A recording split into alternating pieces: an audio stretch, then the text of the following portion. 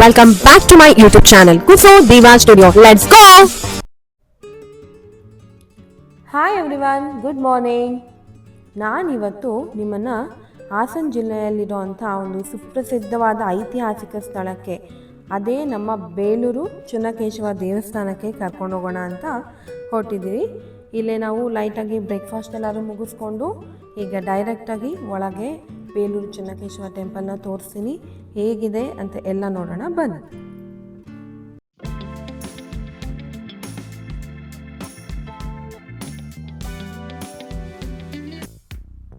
ನಾವೀಗ ಬ್ರೇಕ್ಫಾಸ್ಟ್ನ ಮುಗಿಸ್ಕೊಂಡು ನಿಮಗೆ ಅಲ್ಲಿ ಕಾಣ್ತಿದೆಯಲ್ಲ ಅದೇ ಬೇಲೂರು ಚೆನ್ನಕೇಶವ ಟೆಂಪಲ್, ಈಗ ಅಲ್ಲಿಗೆ ಹೊರಟಿದ್ದೀವಿ. ನಾವಲ್ಲಿ ಎಂಟ್ರಿ ಕೊಡಬೇಕಾದ್ರೆ ಅಲ್ಲಿ ಚೆಂಡವಾದ್ಯ ಕೂಡ ನಡೀತಾ ಇತ್ತು.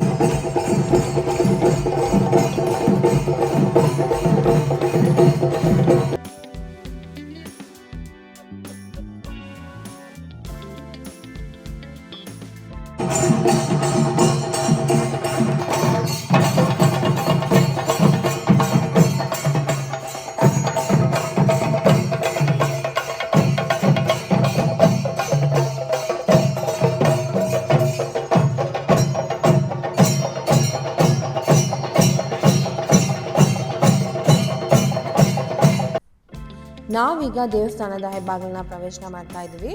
ನಮ್ಮ ಮುಂದೆಗಡೆನೆ ಕಾಣ್ತಿದೆ ಅಲ್ಲ ಧ್ವಜಸ್ತಂಭ. ಆಮೇಲೆ ಈ ದೇವಸ್ಥಾನದ ಇತಿಹಾಸ ಬಂದು ಹೊಯ್ಸಳ ಸಾಮ್ರಾಜ್ಯದ ರಾಜ ವಿಷ್ಣುವರ್ಧನ ಅವರು ಕಟ್ಟಿಸಿರುವಂಥದ್ದು.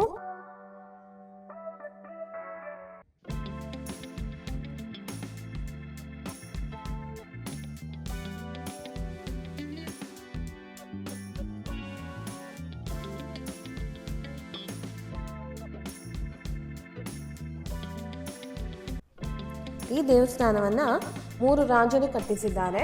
ರಾಜ ವಿಷ್ಣುವರ್ಧನ, ರಾಜ ನರಸಿಂಹ ಬಲ್ಲಾಳ ಮತ್ತು ರಾಜ ವೀರಬಲ್ಲಾಳ.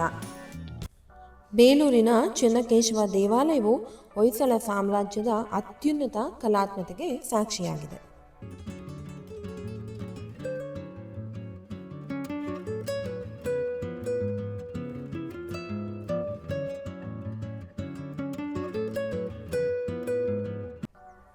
ಈ ದೇವಸ್ಥಾನದ ನಿರ್ಮಾಣ ಮತ್ತು ಇತಿಹಾಸ ನೋಡೋದಾದರೆ, ಹೊಯ್ಸಳ ರಾಜ ವಿಷ್ಣುವರ್ಧನನು ತಲಕಾಡಿನಲ್ಲಿ ಚೋಳರ ವಿರುದ್ಧ ಸಾಧಿಸಿದಂಥ ವಿಜಯದ ಸಂಕೇತವಾಗಿ ವಿಷ್ಣುವಿನ ಅವತಾರದ ಚೆನ್ನಕೇಶವನನ್ನು ಪ್ರತಿಷ್ಠಾಪಿಸಿದ್ದಾರೆ ಅಂತ ಹೇಳಲಾಗುತ್ತೆ. ಮತ್ತು ಈ ಪ್ರತಿಷ್ಠಾಪನೆ ಬಂದು ರಾಮಾನುಜಾಚಾರ್ಯರು ಮಾಡ್ತಾರೆ. ಈ ದೇವಸ್ಥಾನವನ್ನು ವಿಜಯನಾರಾಯಣ ದೇವಸ್ಥಾನ ಅಂತ ಕೂಡ ಕರೀತಾರೆ.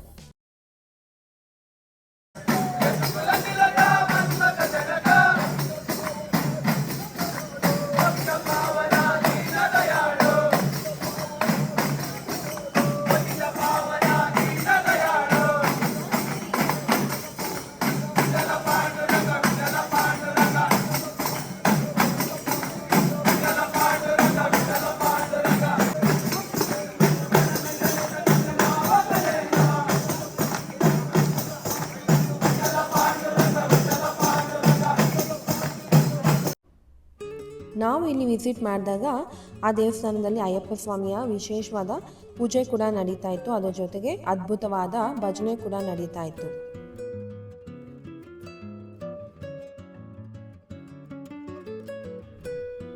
ಈ ದೇವಸ್ಥಾನವನ್ನು ನಿರ್ಮಾಣ ಮಾಡೋದಕ್ಕೆ ಅಂತ ಬಳಸಿರುವಂಥ ಕಲ್ಲು ಬಂದು ಬಳಪದ ಕಲ್ಲು, ಸೋಪ್ ಸ್ಟೋನ್ ಅಂತೀವಲ್ಲ, ಅದನ್ನು ಕಂಪ್ಲೀಟಾಗಿ ಯೂಸ್ ಮಾಡಿದ್ದಾರೆ. ಇದು ಬೇಸ್ಡ್ ಆನ್ ಇಂಟರ್ಲಾಕ್ ಸಿಸ್ಟಮ್ ಈ ಟೆಂಪಲ್ನ ಕನ್ಸ್ಟ್ರಕ್ಟ್ ಮಾಡಿರೋದು. ಅಂದರೆ ಒಂದು ಕಲ್ಲು ಮೇಲೆ ಇನ್ನೊಂದು ಕಲ್ಲು ಜೋಡಣೆ ಮಾಡಿ ಕಂಪ್ಲೀಟ್ ದೇವಸ್ಥಾನವನ್ನು ನಿರ್ಮಾಣ ಮಾಡಿದ್ದಾರೆ.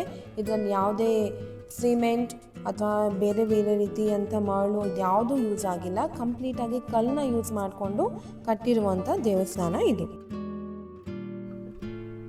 ಇಲ್ಲಿ ಒಟ್ಟು 10,000 ವಿಗ್ರಹಗಳು ಇದೆ ಅಂತ ಹೇಳ್ತಾರೆ, according to the archaeological department. ಇದರ ಮುಂಭಾಗದಲ್ಲಿ ನಮಗೆ ಗರುಡಗಂಬ ಕಾಣುತ್ತೆ. ಇದರ ಮುಖ್ಯ ಶಿಲ್ಪಿಗಳು ಬಂದು ಜಕಣಾಚಾರ್ಯಗಳು. ಅದರ ಜೊತೆಗೆ ಹಲವಾರು ಶಿಲ್ಪಿಗಳು ಸೇರಿ ಈ ಅದ್ಭುತವಾದ ಕಲಾಕೃತಿಯನ್ನು, ಈ ಅದ್ಭುತವಾದ ಐತಿಹಾಸಿಕ ಸ್ಥಳವನ್ನು ಕೊಡುಗೆಯಾಗಿ ಕೊಟ್ಟಿದ್ದಾರೆ ಅಂತಲೇ ಹೇಳ್ಬೋದು.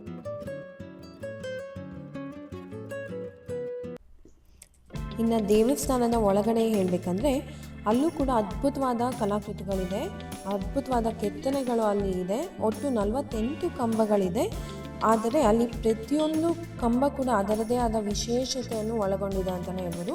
ಒಂದು ಕಂಬ ಇರುವಂಥ ರೀತಿಯಲ್ಲಿ ಇನ್ನೊಂದು ಕಂಬ ಅಲ್ಲಿ ನೋಡಲಿಕ್ಕೆ ಸಿಗೋದಿಲ್ಲ. ಆ ರೀತಿ ಅದ್ಭುತವಾಗಿ ಪ್ರತಿಯೊಂದು ಕಂಬವನ್ನು ಕೆತ್ತನೆ ಮಾಡಿದ್ದಾರೆ ಶಿಲ್ಪಿಗಳು. ಟೆಂಪಲ್ ಇನ್ಸೈಡ್ ಕ್ಯಾಮ್ರಾ ಅಲೋ ಇರಲಿಲ್ಲ, ಹಾಗಾಗಿ ನಾವಲ್ಲಿ ಶೂಟ್ ಮಾಡಿಲ್ಲ. ಮತ್ತು ಈ ಕೊಳದ ಬಗ್ಗೆ ಹೇಳೋದಾದರೆ, ಇಲ್ಲಿ ವಾಸ್ತು ಪ್ರಕಾರ ಈ ಕೊಳನ ನಿರ್ಮಿಸಿದ್ದಾರೆ ಅಂತ ಹೇಳ್ತಾರೆ. ಮತ್ತು ಇಲ್ಲಿ ಆಮೆಗಳು ಮತ್ತು ಫಿಶಸ್ ಇಲ್ಲಿದೆ ಅಷ್ಟೇ. ಯಾವಾಗಲೂ ವರ್ಷಕ್ಕೊಂದ್ಸಲಿ ಮಾತ್ರ ಇಲ್ಲಿರೋ ನೀರನ್ನ ಯೂಸ್ ಮಾಡ್ತಾರೆ ಅಂತ ಹೇಳ್ತಿದ್ರು.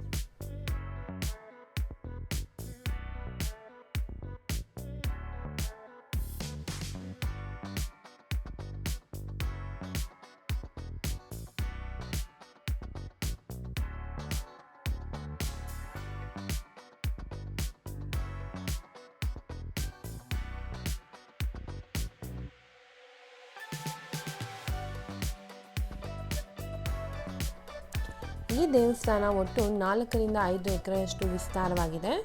ಇದರಲ್ಲಿ ಒಳಗಡೆ ಬಂದು ಗೋಪುರ, ಧ್ವಜಸ್ತಂಭ, ಉಯ್ಯಾಲೆ ಕಂಬ, ಆಮೇಲೆ ಒಂದು ದೊಡ್ಡದಾದಂಥ ಕಂಬ ಕೂಡ ಇದೆ. ಅದನ್ನು ಆಮೇಲೆ ನಿಮಗೆ ತೋರಿಸ್ತೀನಿ.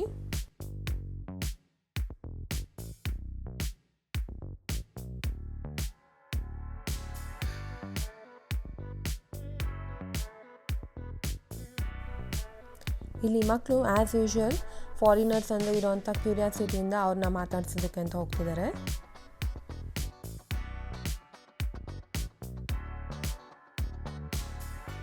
Welcome to India. Thank you.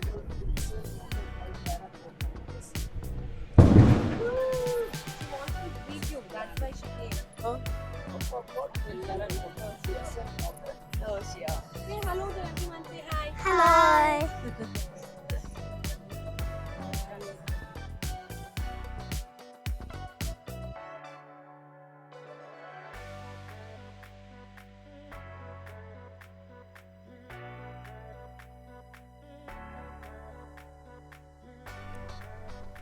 ಅವ್ರನ್ನ ಮಾತಾಡಿಸಿ ಇವರಿಬ್ಬರು ಅಂತೂ ಫುಲ್ ಖುಷಿ ಆಗಿಬಿಟ್ರು. ಈಗ ನಾವು ದೇವಸ್ಥಾನದ ಒಳಗೆ ಹೋಗ್ತಾ ಇದ್ದೀವಿ. ಇದಂತೂ ಮಸ್ಟ್ ವಿಸಿಟ್ ಪ್ಲೇಸ್ ಅಂತಲೇ ಹೇಳ್ಬೋದು ಎಲ್ಲರಿಗೂ ಕೂಡ. ಯಾಕೆಂದರೆ ಎಜುಕೇಷ್ನಲ್ ಪರ್ಪಸ್ ಕೂಡ ಮಕ್ಕಳು ನಮ್ಮ ಇತಿಹಾಸವನ್ನು ತಿಳ್ಕೊತಾರೆ, ನಮ್ಮ ನಾಡಿನ ನಮ್ಮ ದೇಶದ ಇತಿಹಾಸವನ್ನು ತಿಳ್ಕೊತಾರೆ. ಅದರಿಂದ ಎಲ್ಲರೂ ಕೂಡ ವಿಸಿಟ್ ಮಾಡಲೇಬೇಕು. ಈಗ ನೀವು ನೋಡ್ತಿದ್ದೀರಲ್ಲ, ಅದು ದೇವಸ್ಥಾನದ ಒಳಗೆ ಎಂಟ್ರಿ ಆಗೋದಕ್ಕೆ ಬಾಗಿಲು.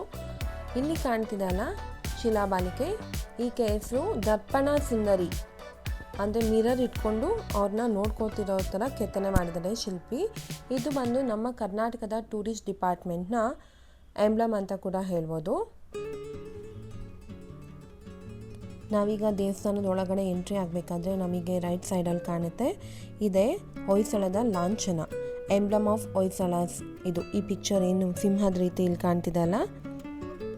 ಈ ದೇವಸ್ಥಾನದ ಹೊರ ಗೋಡೆಗಳನ್ನು ಕಂಪ್ಲೀಟಾಗಿ ಆರ್ಟ್ ವರ್ಕ್ ಇದೆ. ಯಾವ ರೀತಿ ಕೆತ್ತಿದ್ದಾರೆ ಅಂದರೆ ತುಂಬ ಮೈನ್ಯೂಟ್ ಆರ್ಟ್ ವರ್ಕ್, ನೋಡೋದಕ್ಕೆ ಅಷ್ಟು ಅದ್ಭುತವಾಗಿದೆ. ಆನೆಗಳು, ಸಿಂಹಗಳು, ಆಮೇಲೆ ಪುರಾಣದ ಕಥೆಗಳನ್ನು ಆಧರಿಸಿ ಕೆತ್ತನೆ ಮಾಡಿದ್ದಾರೆ. ಮತ್ತು ಇದರಲ್ಲಿ ಸ್ಮಾಲ್ ನಿಮಗೆ ಕೆಳಗಡೆ ಬಾರ್ಡರ್ ರೀತಿ ಕಾಣುವಂಥ ಆನೆಗಳು, ಒಟ್ಟು 644 ಆನೆಗಳನ್ನ ಕೆತ್ತನೆ ಮಾಡಿದ್ದಾರೆ ಅಂತ ಹೇಳ್ತಾರೆ. ಒಂದೊಂದು ಡೈರೆಕ್ಷನಲ್ಲಿ ಮೂವ್ ಆಗ್ತಿದೆಯೇನೋ ಅನ್ನೋ ರೀತಿ ಇಲ್ಲಿ ಕೆತ್ತನೆಯನ್ನು ಮಾಡಲಾಗಿದೆ. ಅಷ್ಟು ಅದ್ಭುತವಾಗಿದೆ.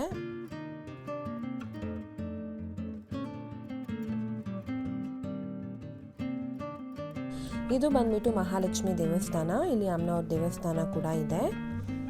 ಆಮೇಲೆ ಕಪ್ಪೆ ಚೆನ್ನಿಗರಾಯ ದೇವಸ್ಥಾನ ಕೂಡ ಇದೆ.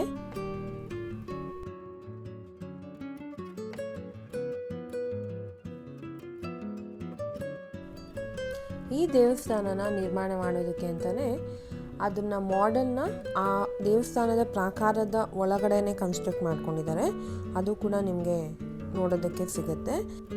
ಟೆಂಪಲ್ ಮಾಡೆಲ್ ಇಟ್ಕೊಂಡು ಈ ಟೆಂಪಲ್ನ ಕನ್ಸ್ಟ್ರಕ್ಟ್ ಮಾಡಿದ್ದಾರೆ.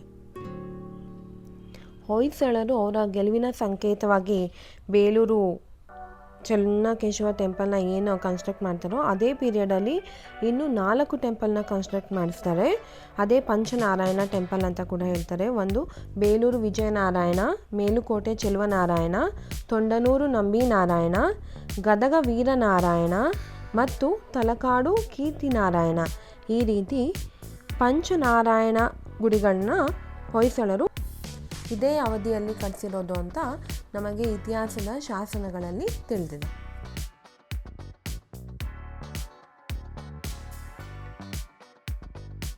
ಇದು ಬಂದು ಉಯ್ಯಾಲೆ ಮಂಟಪ. ಎಷ್ಟು ಅದ್ಭುತವಾದ ಉಯ್ಯಾಲೆ ಮಂಟಪ.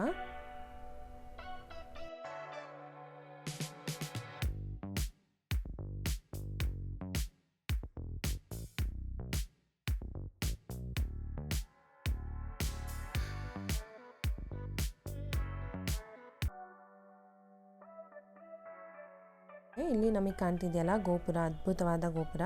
ಆ ಸೈಡಲ್ಲಿ ನೋಡಿ, ಆ ಕಡೆ ಈ ಕಡೆ ಗೋವಿಂದ ಕೊಂಬು ಥರ ಕಾಣುತ್ತಲ್ಲ. ಗೋ ಅಂದರೆ ಹಸು. ನಮ್ಮ ಧಾರ್ಮಿಕ ಭಾವನೆಯಲ್ಲಿ ಗೋವಿಗೆ ತುಂಬ ಮಹತ್ವನೇ ಇದೆ. ಪುರ ಅಂದರೆ ಸ್ಥಳ. ಈ ರೀತಿ ಗೋಪುರ.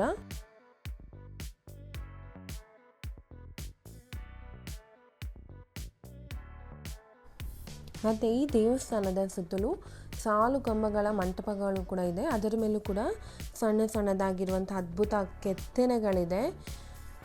ಅದ್ಭುತವಾದ ನೋಡಿ, ನಮಗೆ ಅಲ್ಲಿ ಶಂಕು ಚಕ್ರದ ಕೆತ್ತನೆಗಳು ಕೂಡ ಕಂಡು ಬರ್ತಿದೆ ಸ್ಟಾರ್ ಶೇಪಲ್ಲಿ. ಈಗ ನೋಡ್ತಿದ್ದೀರಲ್ಲ, ಇದೇ ರೀತಿ ಹಲವಾರು ಕಂಬಗಳ ಮಂಟಪ ಸುತ್ತಲೂ ದೇವಸ್ಥಾನದ ಪ್ರಾಕಾರದ ಸುತ್ತಲೂ ಕೂಡ ನಮಗೆ ನೋಡ್ಲಿಕ್ಕೆ ಸಿಗುತ್ತೆ. ಇದರಲ್ಲಿ ಗುರುಗಳಾದ ರಾಮಾನುಜಾಚಾರ್ಯರ ದೇವಸ್ಥಾನ ಕೂಡ ಇದೆ ಅಂತ ಹೇಳ್ತಾರೆ. ಅಲ್ಲೂ ಕೂಡ ಬೆಳಗ್ಗೆ ಸಂಜೆ ಪೂಜೆ ಮಾಡ್ತಾರೆ.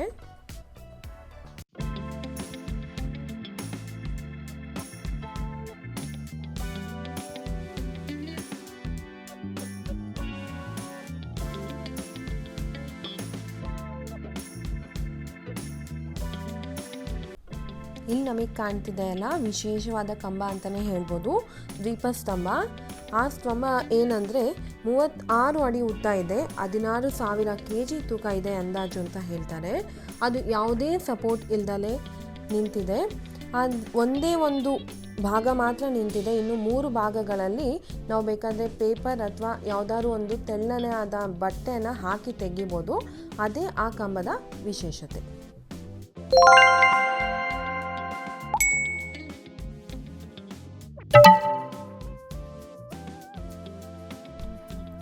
ಒಟ್ಟಾರೆ ಈ ಅದ್ಭುತ ದೇವಾಲಯವು ಭಾರತೀಯ ಸಂಸ್ಕೃತಿ ಮತ್ತು ಕಲೆಯ ಪರಂಪರೆಯನ್ನು ಎತ್ತಿ ಹಿಡಿಯುತ್ತದೆ. ಇದು ದಕ್ಷಿಣ ಭಾರತದ ಪ್ರಮುಖ ಪ್ರವಾಸಿ ತಾಣಗಳಲ್ಲಿ ಒಂದಾಗಿದೆ ಅಂತಲೇ ಹೇಳ್ಬೋದು. ಇಲ್ಲಿ ಕಾಣ್ತಿದೆಯಲ್ಲ, ಅದು ಅದ್ಭುತವಾದ ರಥ. ಇದರಲ್ಲೂ ಕೂಡ ಕೆತ್ತನೆಗಳಿದೆ. ಇದನ್ನು ವಿಶೇಷ ದಿನಗಳಲ್ಲಿ ಮತ್ತು ಜಾತ್ರೆಯ ಸಮಯದಲ್ಲಿ ಇದನ್ನು ನೋಡಲಿಕ್ಕೆ ಸಿಗುತ್ತೆ. ಇಲ್ಲಿಗೆ ಈ ವಿಡಿಯೋವನ್ನು ನಾನು ಎಂಡ್ ಮಾಡ್ತಾ ಇದ್ದೀನಿ. ಮತ್ತು ಮುಂದಿನ ವಿಡಿಯೋದಲ್ಲಿ ಸಿಗ್ತೇನೆ. Please subscribe, like and comment. Thanks for watching.